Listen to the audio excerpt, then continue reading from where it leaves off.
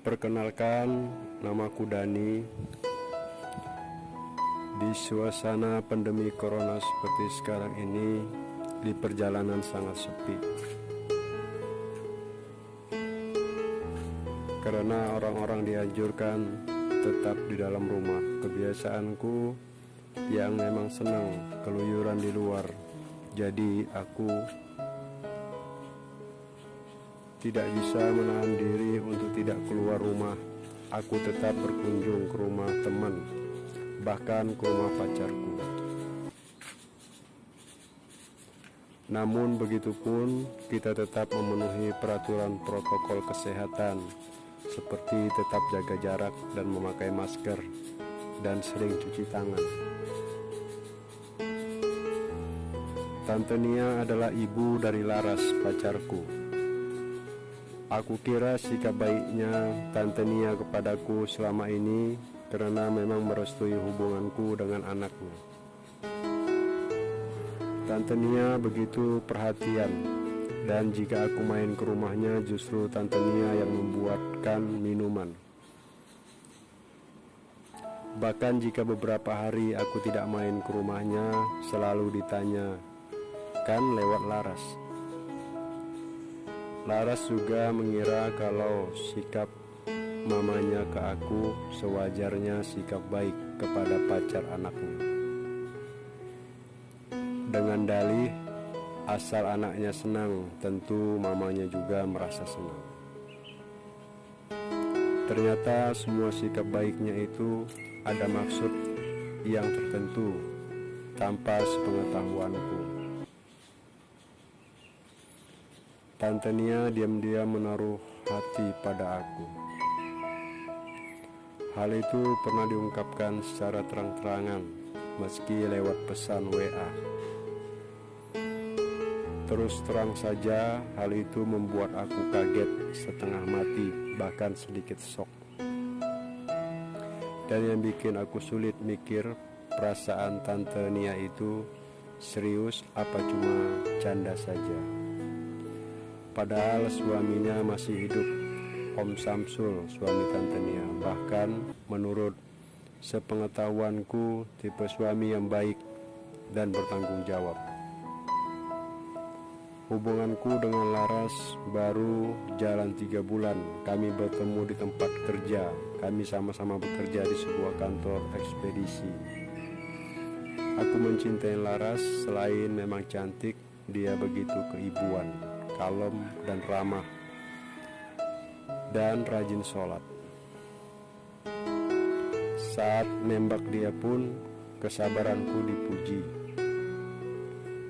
Aku harus menunggu selama 1 bulan lebih untuk mendapatkan jawaban. Gadis yang pandai membuat aku selalu penasaran. Dan ternyata banyak yang suka sama Laras. Di kantor saja ada 4 orang cowok termasuk aku. Nggak tahu kalau di luar sana. Hal itu yang membuat aku tertantang. Dan setelah aku berhasil merebut hatinya, ada kepuasan tersendiri yang begitu sulit kuungkapkan dengan kata-kata. Suatu hari aku diajak main ke rumahnya. Tentu saja aku senang sekali. Selain akhirnya bisa tahu rumah Laras, aku juga bisa kenal dengan keluarganya. Ternyata Laras anak tunggal mamanya. Bernama Tante Nia hanya sebagai ibu rumah tangga, sementara papanya Om Samsul kerja di sebuah kantor bank swasta. Sambutan yang baik ketika aku diperkenalkan pada mamanya membuat aku menjadi suka berlama-lama di rumah Laras. Belum lagi kalau Tante Nia bercerita masa kecilnya Laras yang suka membaca buku dan jika diganggu temannya tidak pernah mengadu sama orang tuanya. Dan selalu mengerjakan PR sendiri tanpa mau melibatkan orang lain yang ada di rumahnya. Laras memiliki sebuah sifat mandiri, bertanggung jawab, dan penyayang. Dari awal aku memang sudah melihat sifat itu dari diri Laras. Jujur, mendengar cerita masa kecil Laras itu, rasa cintaku kian bertambah. Semoga ini pilihanku yang terbaik dan yang terakhir. Laras pernah jatuh sakit, cuma demam biasa yang hanya tubuhnya butuh obat apotik lalu sembuh. Kalau pada akhirnya dia tidak bisa masuk kerja karena Laras merasa tidak enak sendiri sama rekan kerja di kantor. Di musim pandemi ini, dikit saja orang-orang sekitar sudah sensitif. Menduga-duga jika itu terkena virus corona, daripada sakit hati karena dituduh yang gak jelas, akhirnya Laras izin gak masuk kerja. Sore itu sepulang kerja, aku langsung bertandang ke rumah Laras. Aku melihat Laras sedang tiduran di ruang tengah depan televisi. Memang hanya demam, tapi dia sudah cukup membuatku tak berdaya untuk melakukan aktivitas. Singkat cerita, aku pun ke apotek untuk mencari obat demam Laras. Sesampai di rumah Laras, tengah malam, dan di malam itu hujan pun tak berhenti. Semakin larut, semakin deras hujannya. Sampai teras rumah Laras digenangin air. Mending Mas Dani nginep di sini saja, ucap Tante Nia. Maksud Tante, tanyaku. Laras kan lagi sakit, siapa tahu kalau dekat Mas Dani Laras cepat sembuh. Biasanya malam panasnya naik. Jadi dengan adanya Mas Dani di rumah ini, saya merasa lebih ringan. Setidaknya ya bisa membantu Tante sedikit, apalagi Om Samsul sekarang lagi di luar kota. Aku sedikit tercengang ketika mendengar kalimat terakhir yang diucapkan. Dan Tante Nia sambil menggelingkan bola matanya seperti melempar sebuah kode yang tak wajar. Apa maksudnya? Dalam hatiku, tapi aku tidak terlalu menghiraukan. Karena pikiranku sudah terlanjur merasa senang dulu, karena nanti malam disuruh tidur di rumah Laras.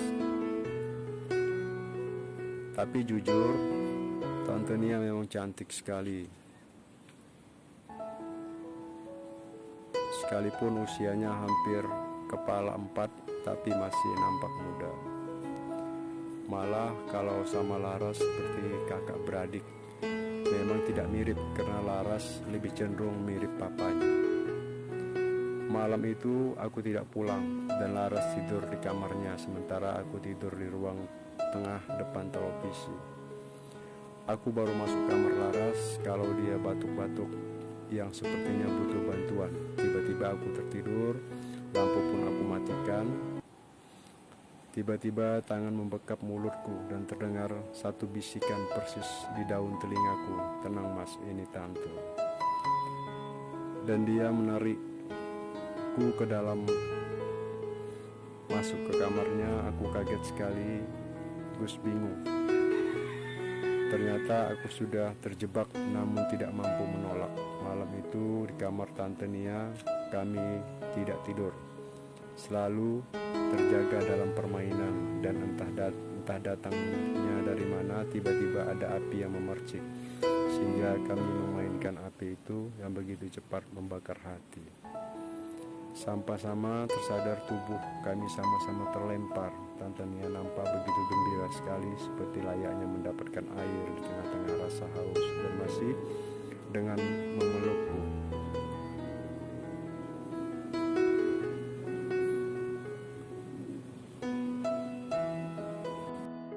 Perkenalkan, namaku Dani. Di suasana pandemi corona seperti sekarang ini, di perjalanan sangat sepi. Karena orang-orang dianjurkan tetap di dalam rumah. Kebiasaanku yang memang senang keluyuran di luar, jadi aku tidak bisa menahan diri untuk tidak keluar rumah. Aku tetap berkunjung ke rumah teman, bahkan ke rumah pacarku. Namun begitupun kita tetap memenuhi peraturan protokol kesehatan seperti tetap jaga jarak dan memakai masker dan sering cuci tangan. Tante Nia adalah ibu dari Laras, pacarku. Aku kira sikap baiknya Tante Nia kepadaku selama ini karena memang merestui hubunganku dengan anaknya. Tante Nia begitu perhatian, dan jika aku main ke rumahnya justru Tante Nia yang membuatkan minuman. Bahkan jika beberapa hari aku tidak main ke rumahnya, selalu ditanya kan lewat Laras. Laras juga mengira kalau sikap mamanya ke aku sewajarnya sikap baik kepada pacar anaknya. Dengan dalih, asal anaknya senang, tentu mamanya juga merasa senang. Ternyata semua sikap baiknya itu ada maksud yang tertentu tanpa sepengetahuanku. Tante Nia diam-diam menaruh hati pada aku.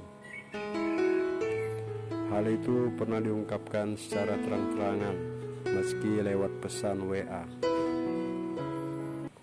Terus terang saja, hal itu membuat aku kaget setengah mati, bahkan sedikit shock. Dan yang bikin aku sulit mikir, perasaan Tante Nia itu serius apa cuma canda saja. Padahal suaminya masih hidup, Om Samsul, suami Tante Nia. Bahkan menurut sepengetahuanku, tipe suami yang baik dan bertanggung jawab. Hubunganku dengan Laras baru jalan 3 bulan. Kami bertemu di tempat kerja. Kami sama-sama bekerja di sebuah kantor ekspedisi. Aku mencintai Laras. Selain memang cantik, dia begitu keibuan, kalem dan ramah, dan rajin sholat. Saat nembak dia pun kesabaranku dipuji. Aku harus menunggu selama 1 bulan lebih untuk mendapatkan jawaban. Gadis yang pandai membuat aku selalu penasaran.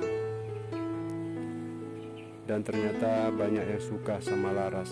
Di kantor saja ada 4 orang cowok termasuk aku. Nggak tahu kalau di luar sana. Hal itu yang membuat aku tertantang. Dan setelah aku berhasil merebut hatinya, ada kepuasan tersendiri yang begitu sulit kuungkapkan dengan kata-kata. Suatu hari aku diajak main ke rumahnya. Tentu saja aku senang sekali. Selain akhirnya bisa tahu rumah Laras, aku juga bisa kenal dengan keluarganya. Ternyata Laras anak tunggal mamanya. Bernama Tante Nia hanya sebagai ibu rumah tangga, sementara papanya Om Samsul kerja di sebuah kantor bank swasta. Sambutan yang baik ketika aku diperkenalkan pada mamanya membuat aku menjadi suka berlama-lama di rumah Laras. Belum lagi kalau Tante Nia bercerita masa kecilnya Laras yang suka membaca buku dan jika diganggu temannya tidak pernah mengadu sama orang tuanya. Dan selalu mengerjakan PR sendiri tanpa mau melibatkan orang lain yang ada di rumahnya. Laras memiliki sebuah sifat mandiri, bertanggung jawab, dan penyayang. Dari awal aku memang sudah melihat sifat itu dari diri Laras. Jujur, mendengar cerita masa kecil Laras itu, rasa cintaku kian bertambah. Semoga ini pilihanku yang terbaik dan yang terakhir. Laras pernah jatuh sakit, cuma demam biasa yang hanya tubuhnya butuh obat apotik lalu sembuh. Kalau pada akhirnya dia tidak bisa masuk kerja karena Laras merasa tidak enak sendiri sama rekan kerja di kantor.